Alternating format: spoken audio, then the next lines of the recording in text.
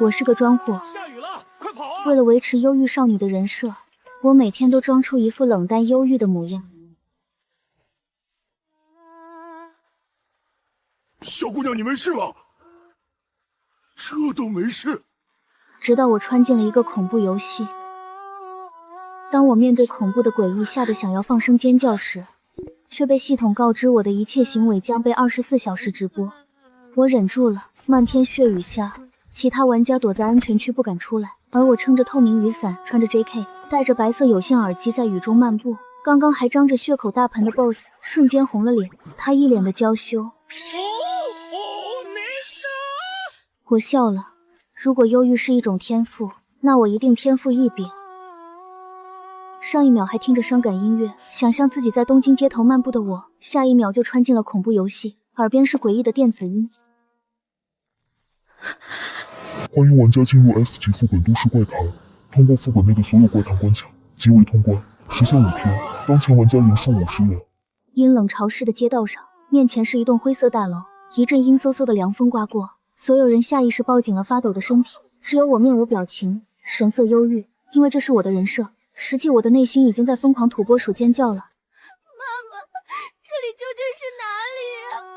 好害怕！旁边已经有胆小的妹子替我哭了出来，一个小混混踢了一脚身旁的路灯。妈的，这究竟是什么鬼地方？突然他顿住，呆愣地看着我，只见昏黄的路灯下，我安静地站在那里，满脸的忧郁和沉静，和周围的惊慌失措截然不同。我满脑子只有面前的路灯，这可是打造忧郁人生的氛围感神器，因此我立马站到了路灯下。正当我还在维持人设时，人群中忽然传出惨烈的尖叫。我抬头望去，只见无边的黑暗中，似乎有一种奇怪的东西正在蠕动，将几个玩家吞噬。紧接着是令人毛骨悚然的咀嚼声，所有人吓得四散逃离。我退后了2步，但最后还是忍住了。我直接靠在了路灯上，45度抬头仰望天空，露出我标准的下颚线。跑肯定是跑不过怪物的，既然如此，在死前我也要维持住我的忧郁人设，哪怕是死也要体面。可奇怪的是，隐藏在黑暗中的怪物并没有攻击我。正疑惑时，旁边一道女声传出：快去有光的地方，这些怪物怕光！我被撞得一个踉跄，差点没维持住人设。果然，来到有光线的地方后，怪物就消失了。这时一男一女打着手电筒走了过来，他们自称是这里的老玩家。悠悠，虎哥，他们是谁啊？不知道啊，没见过。可能是来帮忙的。简单的自我介绍后，两人开始向玩家解释现在所处的地方。刚刚的怪物是这个游戏里的第一个怪谈，影子先生。想要回到现实世界，就必须通关这个游戏。这个影子先生比较怕光。闻言，所有人都用怪异的目光看着我。悠悠看向我的目光深沉。你作为一个新人，不仅能这么冷静，还能在这么短的时间找到通关方法，真是厉害。我有些尴尬，总不能说我其实什么都不知道，就是为了装忧郁，但说出来会破坏我的人设，所以我只是淡淡的点了点头。很快，我们就进入了面前的大楼，准备入住。夭夭说，鸡蛋不能同时放在一个笼子，为了避免全军覆没，每人一间房间，但有的房间会出现怪物，能不能通过这一关卡，全凭幸运。夭夭和虎哥都选了3楼的房间，其他人见状连忙选在了他们附近的楼层。为了维持自己的忧郁人设，我没有去抢房间。最后剩下的房间只有44层的404号房，其他玩家纷纷用可怜的目光看着我。我表面淡然无波，实则内心快要崩溃了。天杀的，为什么要这样对待一个忧郁文静内向的小女孩？这时眼前飘过弹幕，完了，这些人死定了。双数的楼层和房间号的怪物都非常厉害，他这44楼层和404个房间号 buff 叠满了，谁让他一直搁那儿装？看到这里我更想哭了，但还是忍住了，因为忧郁是我的代名词。进入404房间后，我才发现我所处的副本居然是日本背景。虽然是恐怖世界，但好歹也算是来了一次东京。我不断地安慰自己。来到卧室后，我打开衣柜一顿翻找，弹幕有些好奇，他在干嘛？为什么要翻衣柜？我记得衣柜里没线索和道具啊。下一刻，我拿出了一整套 JK 制服，摸着柔软的布料，我兴奋得热泪盈眶。妈妈，我穿上正版 JK 了，而且这款还是绝版5位数呢。我现实世界的家庭重男轻女，导致我只能穿拼夕夕9块9包邮的劣质 JK。我将正版 JK 换上，打量着镜中的自己，十分满意。不愧是5位数的绝版，穿上简直美爆了。弹幕震惊了，都什么时候了，还在那臭美，这不是找死吗？站在镜子前欣赏够后，我随意的打开电视，想营造出深夜的家。我躺在沙发上孤独入睡的忧郁画面。可刚打开电视，我就浑身僵硬了。是贞子，差点叫出来。只一眼我就认出这是大名鼎鼎的贞子了，我差点惊叫出声，可看到弹幕后硬生生忍住了。不行，要冷静，不能破坏我的忧郁少女的人设。这大姐没事吧？看到贞子了还不赶紧跑，一会儿贞子就爬出来了。我手一抖，忍着恐惧，抱着抱枕躺在了沙发上。我闭着眼，心里不断默念：妖魔鬼怪，快离开！妖魔鬼怪，快离开！下一刻，一只冰冷黏腻的手抓住了我的脚踝，我颤抖地睁开眼睛，愣住了，随后立马坐起身，扒开贞子的黑色长发，眼中的惊艳一闪而过。先天忧郁圣体好美！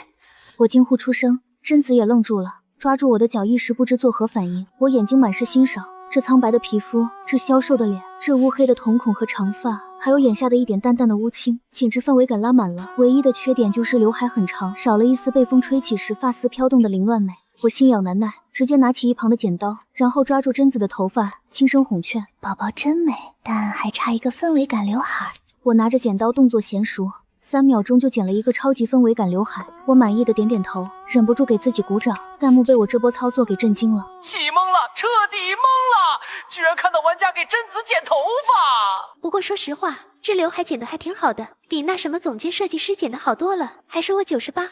贞子在我的瞳孔中看着自己现在的模样，果然好看了很多。她有些矜持地捋了一下耳边的发丝，然后深深朝我鞠了一躬。ありがとう。我笑了，没有一个日本女人可以拒绝超有范围感的齐刘海。贞子摸着自己的刘海，心满意足地重新爬回了电视里。我虚脱地躺在沙发上，总算送走了。唉。天亮了，冰冷的电子音又出现了。倒计时3天，存活玩家30人，距离通关副本还剩3个关卡。天亮之后进入安全时间，期间不会出现任何危险。总算可以松口气了。来到楼下和其他玩家会合，众人见我安然无恙的从404存活下来，全都神色震惊。虎哥看向我的目光变了，没想到作为一个新人，居然可以活着走出404，要考虑加入我们吗？所有人都以为我会同意，毕竟夭夭和虎哥在恐怖游戏世界都小有名气，和他们结盟等于抱上大腿。我确实很想结盟，但我忧郁少女的人设不允许我这么做，只有独来独往才能显出我忧郁独特的气质，所以只能含泪拒绝。我眼神中露出3分漠然，3分沉静，还有4分阴暗忧郁。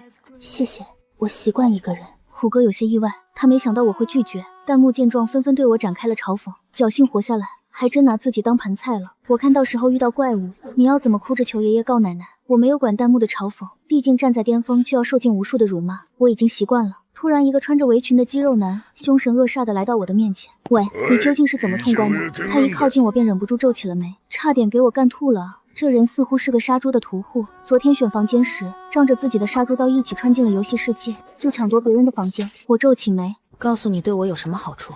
弹幕纷纷指责我，这女的一看现实就是捞女，张口闭口谈利益。就是，来到这里的第一件事居然是换裙子。杀猪男用恶心黏腻的眼神上下扫视着我。你要是告诉我，我不仅会保护你，还会让你每晚都……我嗤笑一声打断。你是杀猪时把猪脑子安在身上了吗？虽然很想翻白眼，但为了人设，只是冷淡地扫了他一眼。杀猪男听了瞬间涨红了脸，骂骂咧咧的想动手。我虚张声势，你信不信我让你活不过今晚？杀猪男举起的拳头僵在半空，似乎是被我瞳孔中的音乐给震慑住了。笑话，这可是我为了营造忧郁人设，特意在网上精心挑选的大1号纯黑色直径美瞳，初看感觉忧郁深沉，但对视久了就会给人一种毛骨悚然的感觉。果然，杀猪男悻悻地放下了拳头。很快就到了晚上，我重新回到了404号房间。根据系统提示，还剩3个关卡就可以通关了。不知道今晚会遇到什么诡异，但如果实在逃脱不了，只希望自己不要死得太难看，不然对我的人设不好。等了好久都没什么动静，我无聊地待在客厅里看电视。很可惜贞子小姐今天并没有出现，不然我还想再给她改造一下。突然门外传来了被大力拍打的声音，我以为是怪物来了，可却听到了杀猪男的声音。我皱着眉上前将门打开，刚打开门就被使劲推了一把，差点将我推得摔倒在地。杀猪男环顾四周，骂骂咧咧道：刚进副本就感觉你不对劲，一个新人还是女人，刚进游戏就能迅速找到破解方法，现在还在这个最凶险的房间活了下来，这里面一定有猫腻。你是不是藏了什么道具？我刚想说什么，就见杀猪男神色突然变得惊恐。他双眼圆睁，喉咙里发出惨烈的尖叫。他身上缠满了漆黑的触手，漆黑的触手撕扯着他，硬生生将他扯得四分五裂。看到这如此血腥的一幕，我胃里翻涌，差点没忍住呕吐出来。但看着面前疯狂跳动的弹幕，还是忍住了。这么多人看着呢，我深吸一口气，刚缓缓转过头，就和一张缠满绷带的脸撞上，瞬间心率飙升到顶峰。当我看清楚怪物的模样后，内心瞬间就升起一股无名火。这个怪物居然是瘦长鬼影，这是我最喜欢的怪物，因为每一个元素都完美长在了我的神秘点上。瘦长的身体看上去脆弱易折，十分的惹人怜爱。黑色西装和帽子增添了几分禁欲，而脸上的白色绷带更是仙品，不仅增加了神秘感，还因为看不到脸变得更有氛围感了。这不妥妥的潮湿阴郁男诡异吗？最重要的是还有黑色触手，简直戳爆我的审美。弹幕纷纷对我展开了同情。瘦长鬼影可没有头发，这下他估计真完蛋了。一旦将物恐惧值达到80，瘦长鬼影就会对他动手。不过你们不觉得有些奇怪吗？将物心率都飙到130了，按理来说应该会很害怕才对。不会是出 bug 了吧？就在众人疑惑时，只见我热泪盈眶的大喊：“爸爸！”弹幕彻底炸了，弹幕彻底炸了。我靠，这叫将物的是疯了吗？家人们起猛了，看见玩家叫怪物爸爸了。什么啊？这女的一看就是叫习惯了，你们怪物也会吃这一招呢？第一次见到真的瘦长鬼影，我有些羞涩。那个，您的西装有点破旧了，需要我给您改一下吗？瘦长鬼影沉默了，可我对他没有恐惧值，所以他无法对我动手。见他沉默，我眼疾手快地扒下了他的西装外套，内心疯狂，土拨鼠尖叫。瘦长鬼影绝版周边赚了。瘦长鬼影抱住自己瘦弱的躯体，瑟缩在角落里，显得弱小又可怜。更好磨了。我努力清除脑子里的黄色废料，飞快地拿起针线，改成了一件适合瘦长鬼影的西装外套。因为家里穷，所以大多时候我都是自己做衣服穿的，这点针线活根本不在话下。瘦长鬼影穿上西装外套后，我上下打量着满意极了。他原先的西装外套略显臃肿，但经过我的改良后，瞬间变得十分挺拔，将瘦长鬼影衬托的宽肩窄腰、翘臀长腿。吸溜，我好像更爱了。瘦长鬼影满意的看着身上的西装，他摘掉了头上的帽子，像中世纪贵族那样对我鞠了一躬，动作优雅绅士，随后将帽子戴在了我的头上，接着下一刻便消失不见。这时系统音响起，恭喜玩家将物获得高级道具瘦长胶影先生的帽子，该道具可以用来抵御外敌哦，平常不用时可以隐形，倒计时2天，存活玩家20人，距离通关副本还剩2个关卡。随着剩余的关卡越来越少，天黑得越来越快。这一次的任务是去一家商店，众人正准备出发，天空中突然下起了血雨，所有玩家见状纷纷缩在大楼里不敢出来。谁知道出去了会发生什么？我却双眼一亮，东京街道、雨天、潮湿和忧郁的我，这简直是为我的忧郁人设量身打造的。终于，我再也忍不住了，麻利地戴上白色耳机，顺手再拿上一把透明雨伞，冲着一地猩红的血雨中跑去。哦对了，不能跑，会影响我的人设。我漫步在寂静的街道，其他玩家看我没有出事，纷纷效仿我的行为，找到雨伞，进了血雨。在路过一个巷口时，一个女人挡在了一名玩家面前。你好，我没有伞，可以和你打同一把伞回家吗？玩家恐惧地退后2步，朝他撕心裂肺的大喊。女人恍若未觉，她歪着头咧嘴一笑，接着伸出手，硬生生扭断了男人的脖子。天空的血雨似乎下得更大了，女人捡起男人掉落的伞。真是的，雨又大了，但幸好我有雨伞了。我撑着雨伞继续在街上漫步，听着耳机里带着微弱电流的 emo 歌曲时，一个男人挡住了我。他苍白英俊的脸上缓缓露出一个笑容。小姐你好，下雨了，我没有伞，好冷。可以和你共同撑一把伞回家吗？可以和你共同撑一把伞回家吗？那一刻，我激动的心情瞬间到达了顶峰。我勒个 DK 男神啊！这苍白俊美的脸，还有宽肩窄腰和长腿，简直是我的终极理想。要知道，我做梦都想和一个 DK 美男一起撑伞在雨中漫步，那画面实在是太有氛围感了。我欣然同意，但为了维持自己忧郁少女的人设，还是一脸的淡然，只有眼睛里似乎有一抹化不开的忧伤。开。当然可以，我的荣幸。我撑着伞和忧郁男一起走在街上，可越走越感觉不对劲儿，我的手开始不受控制的抬高，扭头一看，原本只高我一个头的忧郁少年，此刻却越长越高。我睁大眼睛踮起脚，雨伞也撑得越来越高。男人低下头，既然答应要给我打伞，那就千万不要让我淋湿哦，否则我会生气的。最后一句话带着刻骨的阴森，我发现弹幕炸了。好可怕！江雾这运气也太差了吧，居然碰到了副本内隐藏的大 boss。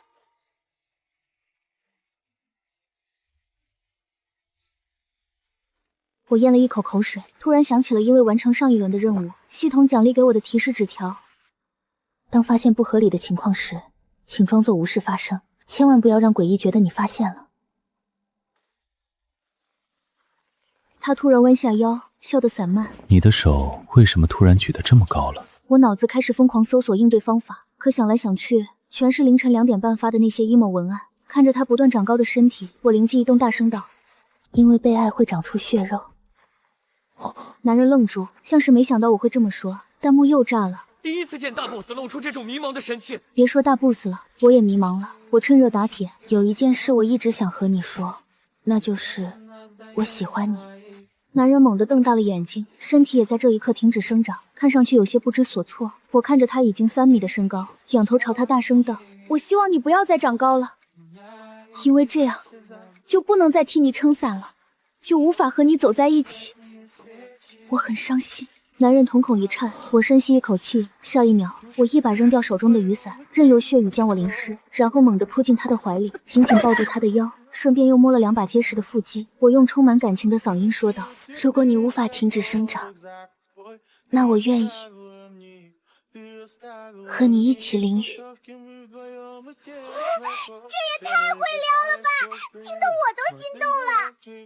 我勒个乖乖，感觉自己不像在看恐怖直播，倒像是在看纯爱日漫。我闭着眼睛，因为恐惧，身体忍不住轻微的颤抖。可男人身上淡淡的海洋木松香，却让我下意识放松了身体。这是我最喜欢的味道。许久后，传来男人有些扭捏的声音：“淋雨容易生病，还是撑伞吧。还有，可以放手了吗？你勒得我快喘不过气来了。”我松开他，抬起头，他已经恢复成了刚才的正常身高，但仍比1.7米的我还要高出一个头，打起伞来还是有些吃力。男人抿了抿唇，突然拿过我的伞：“还是我来吧。”我侧头看他，一张苍白清俊的脸板着，淡色的唇抿得很紧，可耳垂却红了。见我看他，他低下了头，手中的伞不自觉往我这边又偏了偏，将我整个人紧紧护在伞里，而他被血雨淋湿了大半。我笑了笑，从兜里掏出来一个有线耳机，一边戴在他的耳朵上，一边戴在我的耳朵上。只见他原本只是微微泛红的耳垂，瞬间变得比血雨还红。我们终于来到黑夜中唯一亮着灯的商店。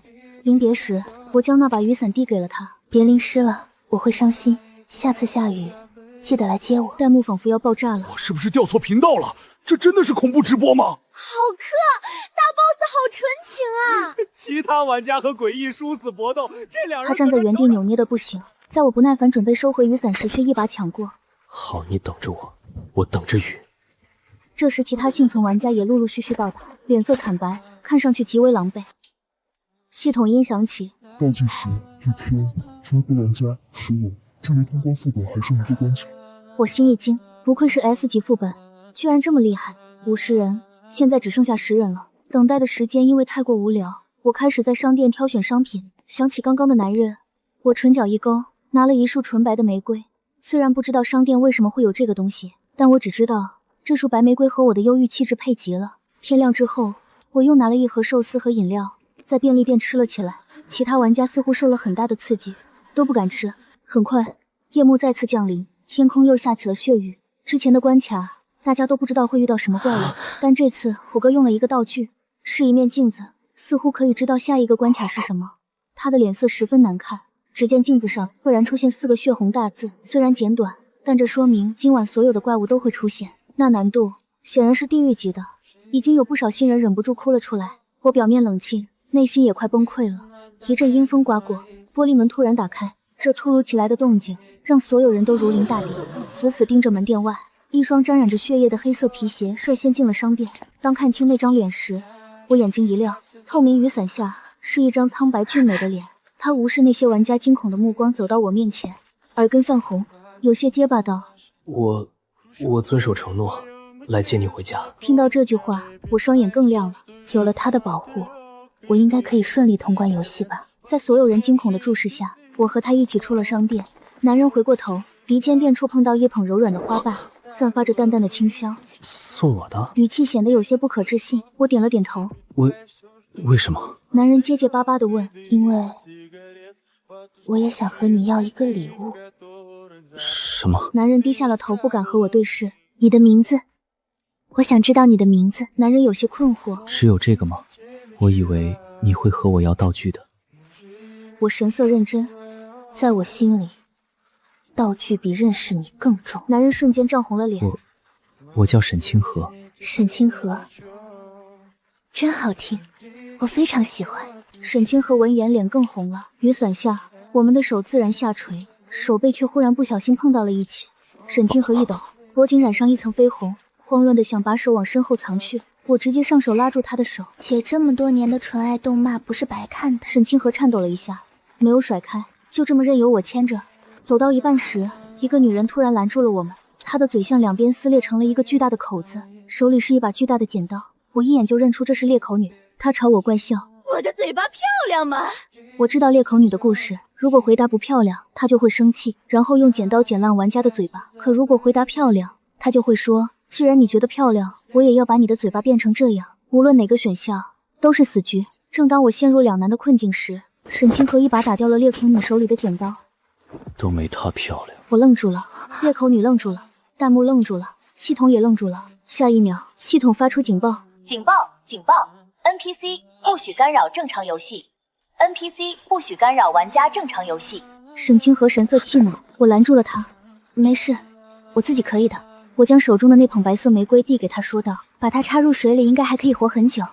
就麻烦你先帮我照顾好它啦。”沈清河有些结巴：“不是送我的吗？”我笑了笑：“这束花还没有装饰好，等下次我装扮好了再送给你。”弹幕疯狂跳动。我靠，这姐也太会撩了吧！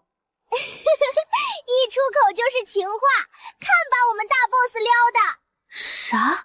这时候我才注意到弹幕，我看着面前对视就会脸红的男人，这玩意儿是 boss， 未免也太纯情了吧。但撩汉之余，我还没忘记维持忧郁人设和完成任务。我转过头哀伤地对裂口女说：“美丽是多元素的，姐姐为什么要在意别人的看法？”裂口女愣住了，她看着我双眼里的哀伤，没有恐惧和恶心，只有无尽的悲伤，仿佛真的在为她感到心痛。恍惚中，她摸上自己的嘴角，我蹲在地上，用手指沾了地上的一点血雨，然后涂抹在的嘴角上，画出相似的嘴角，然后看着她的眼睛，认真的：“无论你是什么样子，我都觉得你很漂亮。”裂口女沉默许久，将自己的剪刀递给了我。我接过这把锈迹斑斑的剪刀。系统提示：恭喜玩家获得高级道具裂口女的剪刀，该道具是攻击属性。我神色一喜，加上瘦长鬼影先生的帽子，这下我防御攻击都有了，并且通过了裂口女这关。我还获得了额外的系统提示，只是等我再次抬头，裂口女和沈清河都消失不见了。我根据系统的提示继续往前走去，走着走着来到了一所公寓，看来这就是系统提示有离开副本钥匙的地方了。我走进了公寓，这里面似乎很久都没有人住了，家具上覆盖着一层薄薄的灰尘。我开始寻找线索，却在房间里发现了一个相册，打开一看，顿时愣住，里面的人居然全是我，是很多个不同角度的我，看上去像是偷拍的。我瞬间毛骨悚然，妈呀，有变态！勉强压下心中的恐慌，将相册收好，四处翻找后，又在枕头下找到了一本日记本。当看到扉页的姓名是沈清河时，我愣住了。这里居然是沈清河的家。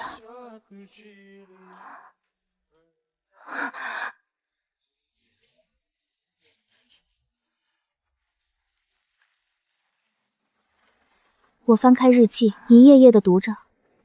6月21日，雨。曾经的我一直很讨厌下雨天，因为我是没有家的孩子，没有爸爸妈妈来接我回家。直到今天，当你撑着透明雨伞来到我的面前，身上散发着海洋松木香的味道，我忽然觉得下雨是个不错的天气。12月21日，下雪了，很冷，我的衣服又破了。你发现了我的窘态，拿出针线替我缝补好了衣服。那一刻我似乎觉得不冷了，甚至觉得身上非常暖和。3月17日，晴。春天到了，今天是一个晴朗的日子。你拿出剪刀，替我剪了遮住眼睛的刘海。你对我说，你的眼睛很好看，像星空一样，不应该藏起来。这是我第一次被人夸奖，那一刻我感到无比幸福。江雾，我喜欢你，我愿意为了你去死。6月21日，今天是我们第一次相遇的日子。闷热的梅雨季，正如我对你的爱意一般，我很想和你告白，可惜我是个生活在阴暗角落里的胆小鬼。9月23日，我曾经一直很疑惑，如果父母不爱孩子，为什么要选择把他生下来呢？这是我被关在地下室的第3天，他们带着弟弟出门旅游去了。我总觉得我会死在这里。9月30日，江雾，这是我的遗言。原谅字有些丑，因为我实在没力气了。今天是你的生日，终于坚持到了你生日这一天。江雾，生日快乐！如果有来生，我想替你撑一次伞。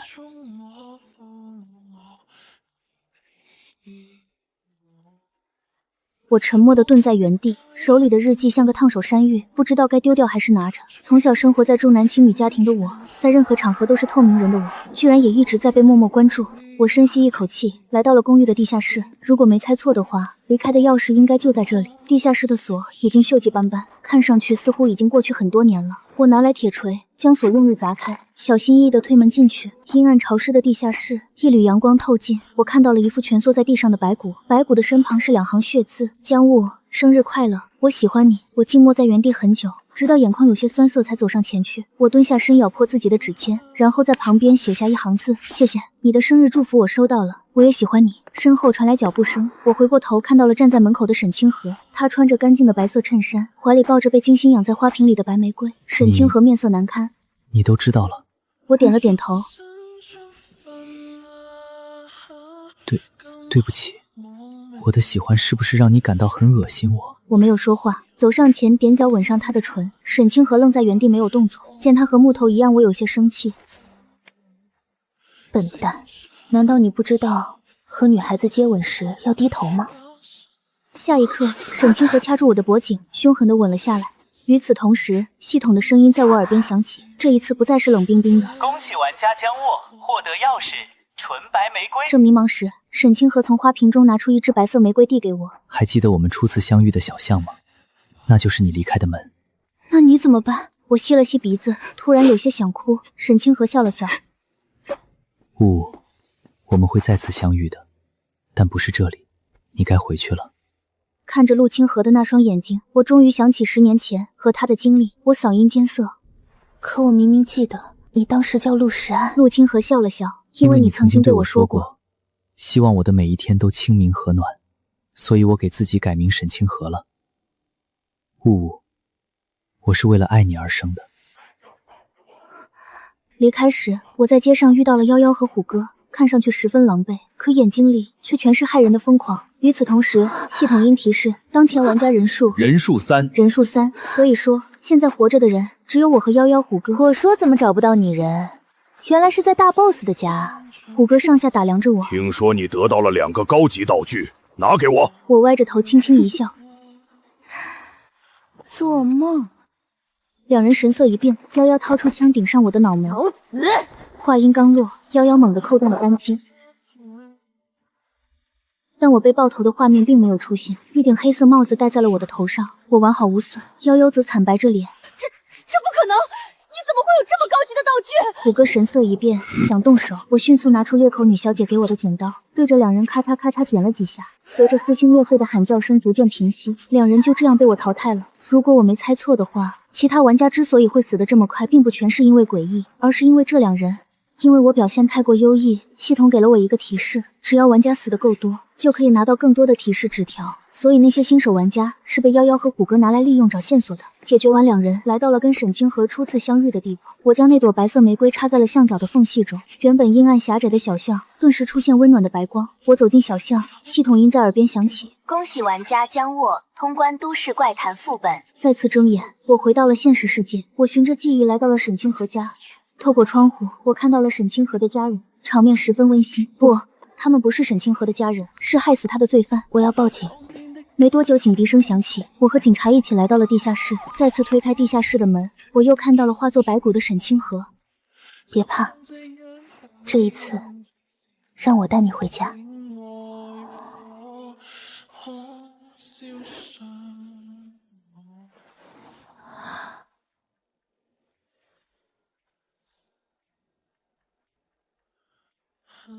警笛声刺破宁静的街道，沈清河家的别墅被警戒线围得水泄不通。我站在门外，看着警察们进进出出，我指尖冰凉的手还攥着那本染着岁月痕迹的日记。刚才在地下室看到的白骨，还有那早已干涸却依旧刺眼的血渍，在我脑海里反复回荡，心口像是被重物压住，闷得发慌。江小姐，麻烦你跟我们回警局做个详细笔录。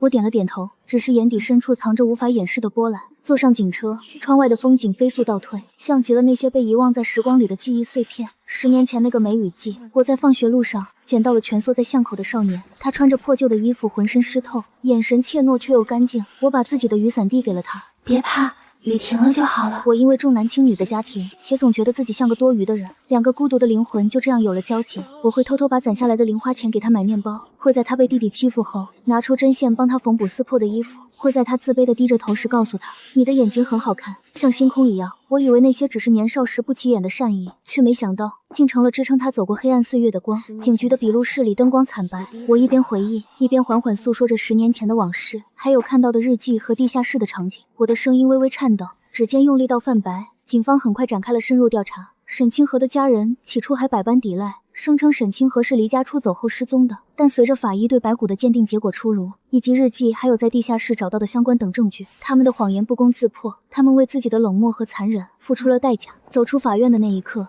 阳光刺眼，我却忽然觉得心里空落落的。我抬头望着天空，一如既往地维持着忧郁的人设，可只有我自己知道，心里的某个角落正在悄悄崩塌。回到现实生活后，我以为一切都会回归正轨，但没想到副本的直播在诡异界火了。我给贞子剪刘海，给瘦长鬼影改西装，撩得沈清河脸红心跳的片段，全成了顶流名场面。从那天起，我的生活彻底变了样。早上出门，家门口总会摆着各种奇奇怪怪的礼物，沾着露水的黑色曼陀罗，会自己发光的蜘蛛丝，还有贞子托人送来的同款假发。上学路上会说话的乌鸦俯冲下来，求一毛文案，求一毛文案。怎样才能变忧郁有氛围感？月季丛里的小刺猬会探出头，这些诡异生物都很有分寸，只在没人注意的时候出现，可次数多了，我还是有些招架不住。有一次上体育课，我躲在操场角落喘口气，一只巴掌大的小蝙蝠突然钻出来。请问你和陆清河的排序发展是什么样的？举着迷你摄像机要给诡异电视台录独家采访，吓得我赶紧把它塞进校服口袋，强装镇定地逃离了现场。更让我困扰的是，自从副本回来后，我总能感知到一些诡异的残留气息。深夜里，窗外会传来若有若无的低语，难道是副本的后遗症？我皱着眉，心里有些不安。我想起副本里那些疯狂的弹幕，想起沈清河红着脸说“我来接你回家”的模样，忽然觉得有些迷茫。那个面对贞子面不改色，怼起人来毫不手软，敢抱着 BOSS 喊“我愿意和你一起淋雨”的女孩，真的是我吗？就在我陷入迷茫时，手机弹出一条陌生消息，想再次见到沈清河吗？旧校舍密文副本即将开启，这是你们唯一的机会。我的心猛地一跳，你是谁？沈清河还活着吗？对方没有回答，只是发来一个定位。看着定位上显示的废弃第3中学，我心里充满了犹豫。我知道副本有多危险，可一想到沈清河，想到地下室里的白骨，想到他红着脸把伞往我这边挪，我就无法拒绝。午夜12点，我准时来到了废弃的第3中学。学校的大门早已锈迹斑斑，在月光下显得格外阴森。我深吸一口气，一步步走了进去。校园里杂草丛生，教学楼的窗户黑洞洞的，像一个个狰狞的眼睛。空气中弥漫着潮湿的霉味，还有一丝淡淡的血腥味。沈清河，你在哪？我轻声呼喊的声音在空旷的校园里回荡，没有回应，只有风吹过树叶的沙沙声，像是鬼魅的低语。来到教学楼前，突然听到2楼传来一阵钢琴声，那琴声悠扬，却带着一丝悲伤，正是我在副本里给陆清河戴耳机时听的那首 emo 歌曲。我眼睛一亮，快步跑上2楼。钢琴声来自一间教室，我推开门，看到一个熟悉的身影坐在钢琴前。沈清河！我激动地喊出声，脸上依旧是那副苍白俊美的模样，只是眼神里多了一丝淡淡的忧伤。你真的在这里？我快步走到他面前，眼眶有些泛红。你不是说我们会在现实世界相遇吗？为什么会在这里？沈清河苦笑了一下，伸出手，我却发现他的手掌有些透明。我并不是真正意义上的活着。上一次你通关后，我本应该消散，却因你在地下室留下的那句我也喜欢你，产生了某种因果，我这才得以保留一丝残魂。这个副本是连接现实与诡异世界的通道，也是我唯一能暂时凝聚形体的地方。我愣住了，伸出手轻轻触碰他的手掌，冰凉的触感传来。那我们现在该怎么办？你能一直这样存在吗？沈清河摇了摇头。这个副本的能量极不稳定，想要让我真正得以安息，或者找到重新活下去的方法，我们需要通关这个副本，找到隐藏在背后的真相。就在这时，冰冷的电子音响起，欢迎玩家江雾、沈清河进入 A 级副本旧校舍秘闻。副本任务：调查旧校舍废弃的真相，找到禁忌乐谱和灵魂容器。时限3天。当前玩家人数5人。这时教室里陆续走进来3个人，只是他们看起来神色憔悴，眼神里充满了恐惧。居然是沈清河，他不是副本 BOSS 吗？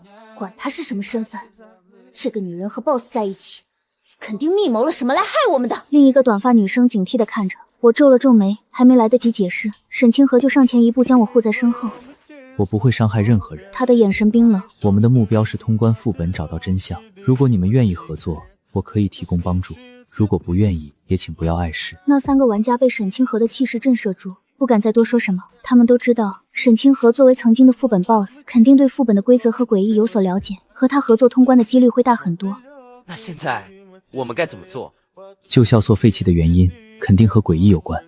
根据副本提示，我们需要找到禁忌乐谱和灵魂容器。钢琴声是线索，我们先从音乐教室开始调查。众人点了点头，跟在沈清河身后。走廊里的灯光忽明忽暗，偶尔还能听到教室传来的哭声和笑声，让人毛骨悚然。短发女生忍不住问道，声音有些颤抖：这里曾经发生过什么？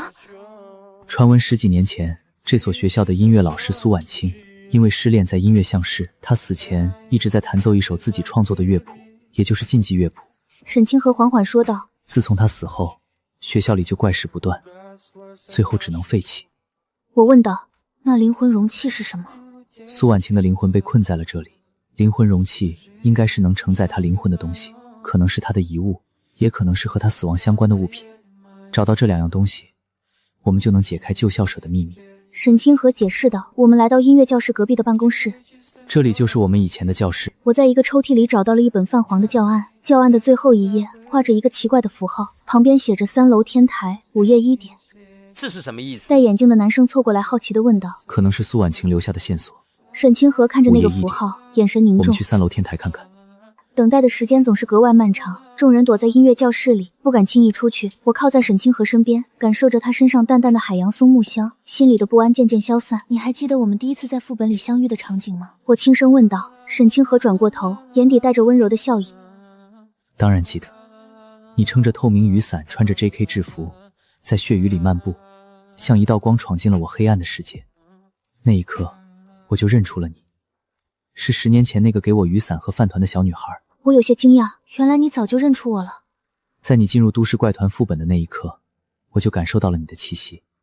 你和10年前那个眼神里带着一丝孤独的小女孩一模一样。我的心里泛起一阵暖流，原来自己一直被他默默记挂着。我抬起头看着沈清河的眼睛，认真地说：沈清河，这一次我一定会帮你找到真相。沈清河笑了笑。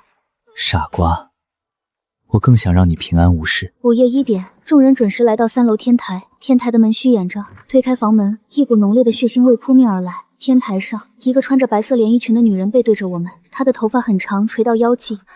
苏婉清，我轻声喊道。女人缓缓转过身，露出一张苍白的脸。你们是谁？为什么闯入我的领地？她的声音冰冷，带着浓浓的怨气。我们知道你的故事。沈清河上前一步，挡在我身前。你是被人害死的，对吗？苏婉晴的身体猛地一震，眼神里闪过一丝痛苦。害死我的人，是我曾经最爱的人。他偷走了我的乐谱，还污蔑我抄袭。我身败名裂后，还把我骗到这里杀了我，将我的尸体藏在了天台的水箱。众人听了，都露出了震惊的神色。这种人简直不配活着。苏婉晴的怨气越来越重，身上的黑气开始弥漫。我不甘心，我要报仇，我要让所有杀过我的人都付出代价。你的仇恨只会让你永远被困在这里，真正的解脱不是复仇，而是放下。你还有未完成的心愿，不是吗？你想让世人知道真相，想让你的乐谱被真正认可。苏婉晴愣住了。放下？我怎么可能放下？我可以帮你。我从口袋里拿出手机，打开录音功能。你把真相说出来，我会让所有人都知道你的乐谱在哪里。我会帮你发表，让更多人听到你的音乐。苏婉晴沉默了很久，终于开口，缓缓诉说着自己的遭遇。原来害死她的人是学校的音乐主任，也是她的前男友。他嫉妒苏婉晴的才华，偷走了她的禁忌乐谱，还联合其他人污蔑她，最后残忍地将她杀害。我的乐谱藏在钢琴的暗格里，灵魂容器是我妈妈留给我的项链，被她拿走了。沈清河立刻去钢琴暗格里寻找，果然找到了一本手写的乐谱，而我则根据苏婉晴的提示，在办公室的保险柜里找到了那条项链。项链是银色的，上面挂着一个小小的音符吊坠，看起来十分精致。现在该了结这一切。沈清河拿着乐谱看着苏婉晴，我们会帮你实现心愿，你也该放下仇恨，去往该去的地方。苏婉晴看着项链，眼神里充满了不舍，还有一丝释然。谢谢你们。说完，她的身体渐渐变得透明，最后化作一道白光，消失在天台上。恭喜玩家找到禁忌乐谱和灵魂容器，旧学员废弃真相已解锁，副本任务完成度50%，剩余任务逃离怨灵教师的追杀，找到出口。怨灵教师，短发女生脸色一变，难道是那个音乐主任？话音刚落，楼梯间传来沉重的脚步声，一个穿着黑色西装、脸色惨白的男人走了上来，他的眼睛里布满血丝，手里拿着一把斧头，正是苏婉晴的前男友，已经变成怨灵的音乐主任。你们都得死！他嘶吼着，挥舞着斧头朝众人冲来。快跑！沈清河大喊一声，拉着我的手就往楼下跑，其他玩家也纷纷四散逃离。怨灵教师紧追不舍，我一边跑一边回头看，发现他的身上缠绕着浓浓的黑气，看起来十分恐怖。这样跑下去不是办法，我们得想办法对付他。沈清河点点头，从口袋里拿出一张符纸。这是我在副本里找到的镇邪符，应该能暂时困住他，但需要有人吸引他的注意力。我来，我自告奋勇。我来。我停下脚步，转过身，脸上立刻切换成忧郁模式。我靠在墙上，45度角仰望天空，眼神里充满了悲伤和绝望，嘴里还轻声哼唱着禁忌乐谱的旋律。怨灵教师看到我动作猛地一顿，似乎被我的忧郁气质吸引，又或者是被熟悉的旋律勾起了回忆，眼神变得有些迷茫。就是现在！符纸在空中化作一道金光，击中了怨灵教师的身体，他发出一声凄厉的惨叫，身体被金光困住，无法动弹。趁现在找出口！沈清河拉着我继续往前跑，其他玩家也跟了上来。众人在教学楼里四处寻找出口，最终我们在1楼的图书馆里找到了一扇隐藏的门，门上刻着和教案上一样的符号。沈清河将灵魂容器项链放在门上。恭喜玩家通关救赎社秘文副本，将误玩家完成隐藏任务慰藉怨灵，获得奖励灵魂净化之力。沈清河玩家获得奖励灵魂实体化机会，限时24小时。我和沈清河对视一眼，都从对方的眼睛里看到了惊喜。我们走进白光中，再次睁眼时，已经回到了现实世界的废弃第3中学门口。沈清河激动地看着自己的双手，他的手掌不再透明，而是有了真实的触感。我现在是实体了。他伸手抱住我，温暖的怀抱让我的眼眶瞬间湿润。太好了，沈清河，我紧紧回抱着他。我们有24小时的时间，一定能找到让你永远留下来的方法。沈清河点点头。我知道灵魂容器的秘密，这条项链不仅能承载我的灵魂，还能吸收正能量。只要收集足够的善意和温暖，我的灵魂就能永远实体化。接下来的24小时里，开始收集正能量。我们去了孤儿院，给孩子们讲故事，送礼物。看着孩子们纯真的笑脸，项链发出了淡淡的光芒。我们去了养老院，陪老人们聊天散步，听老人们讲述过去的故事。项链的光芒越来越亮。我们还去了之前的废弃第3中学，我将禁忌乐谱发表到网上，向世人揭露了音乐主任的罪行，为苏婉晴证明。越来越多的人被苏婉晴的故事打动，纷纷留言表示同情和支持。这些善意的能量源源不断地汇聚到项链上。夕阳西下，24小时的时限即将结束。我和沈清河坐在河边的长椅上，看着项链散发着耀眼的光芒。应该可以了。沈清河拿起项链戴在了我的脖子上。这项链不仅能承载我的灵魂，还能保护你，以后再也不用担心诡异的骚扰了。我摸着脖子上的项链，心里充满了不舍。如果还是不行怎么办？沈清河笑了笑，轻轻吻了吻我的额头。相信我，也相信我们之间的羁绊。话音刚落，项链突然爆发出强烈的光芒。当光芒散去，沈清河的身体不再透明，他的眼神里充满了生机。我真的永远留下来了。沈清河激动地抱起我，原地转了一圈。我笑着，眼泪却忍不住掉了下来。